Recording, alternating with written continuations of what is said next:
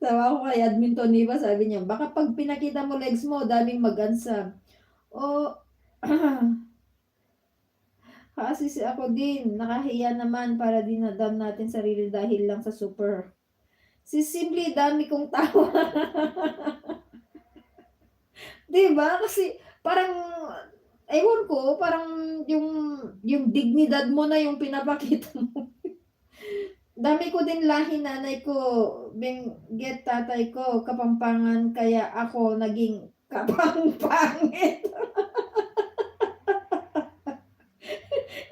Grabe si Admin Tony Boy, kapangpangit daw.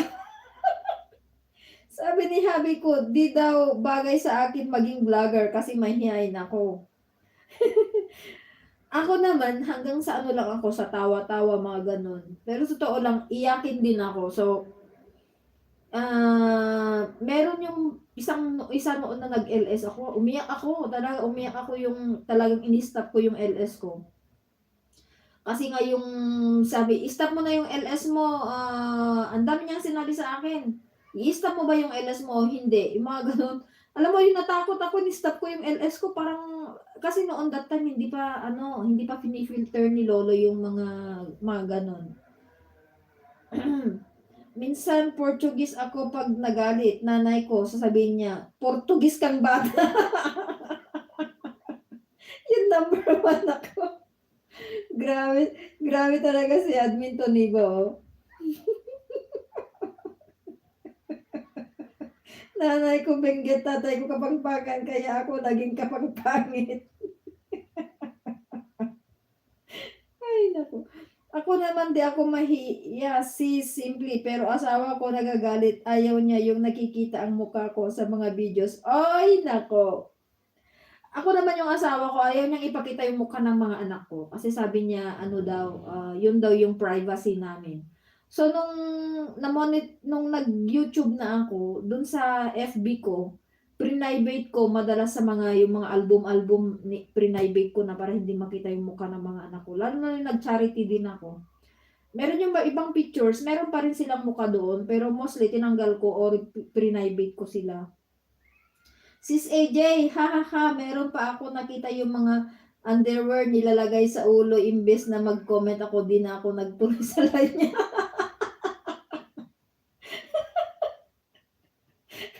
Ay, tutulog na nga ako, maya 'di pa matuloy ang charity mo sa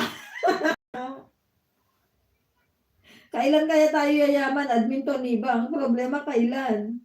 Sis AJ, okay lang yan. Ano naman sa amin ni Sis Lo, baka kay Sis Katja. 'Di ba yung biglang nauso ang ano, yung vertical na LS, 'di ba? So, 'pag kahit vertical LS noon makapag-set pa tayo ng highlights. Isang gabi ewan ko kung sino yung nag-LS, si Sis Lori yata o si Kuyang Tony. So, pagkatapos kasi ng LS na vertical, biglang lulundag sa ibang LS, 'di ba? Tapos kami ni Sis Katja, napunta sa ano, yung ewan ko kung Indian yun, yung parang ano, yung basta ang laswa. Sis AJ, okey lang yan sis. Sis Simply, sino yun? Grabe naman. Yung ano yung sinasabi ko naman na nakita namin ni Sis Katja, yung bang parang kinakamot-kamot niya. Nakahiga siya tapos ay grabe ang laswa, sabi ko, grabe naman yun. Ay naku, kilala mo yun Sis AJ? Uy, sino kaya yun? Uy, sabihin niyo naman, Sis AJ, Sis, Sham. Naku, sabi ko sa iyo yung title natin, Buhay Marites.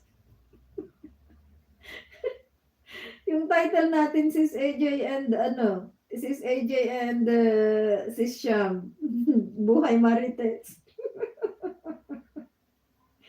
Ay naku po. Talaga sino kaya yun si hala, share na ninyo, baka mamaya hindi ako makatulog niyan. Ang problema, babae ba o lalaki yun? Yun ang ano, ang tanong Sis AJ, sino kaya yun? Babae ba o lalaki? Grabe.